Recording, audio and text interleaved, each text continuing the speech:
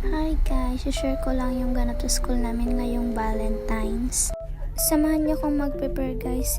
Ayan guys, samahan niyo akong magbihis and sa school namin is may color coding ngayong Valentine's. Guys, may dalawa akong option, yellow and red. Yan yung color coding namin ngayong Valentine's guys. Pinagpipilian ko pala yung red dyan kasi every time na pumapasok ako sa school is nagja-jacket talaga ako and nagustuhan ko sa kanya yung may jacket.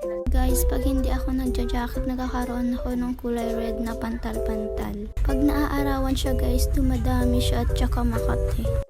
Ayan guys, nakaligo na pala ako niyan. Pero at the end, nag-yellow na lang ako kasi bawal daw yung crop top. Guys, peace na ako niyan and biyahe na kami papuntang school. Ayan guys, nakasakay na kami ng tricycle. Ito kami guys, suminto sa terraces and lalakarin na lang namin papunta doon sa NPCST.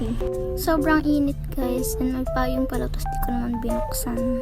Guys, maaga pa yan kaya yung init niyan is vitamins pa. Ayan guys, binigyan ako ng flower na kaklase. Girl siya si Love Rose. Guys, makit na kami sa room niyan kasi after convention yan. Yung nakikita niyong photo booth, yan yung hinanda ng SSC namin dito sa school. Maganda siya guys, pero di ko na siya tinry kasi nagmamadali na rin kami pumasok niyan sa seminar. Yan yung seminar namin ngayong Valentine's about self-esteem. After ng seminar guys, umuwi na rin kami agad and dumaan na rin ako sa mall para malamigan man lang. Alam nyo ba guys, papasok ko sa mall, ang daming nagdi-date. Hanggang dito na lang yung video guys. Bye!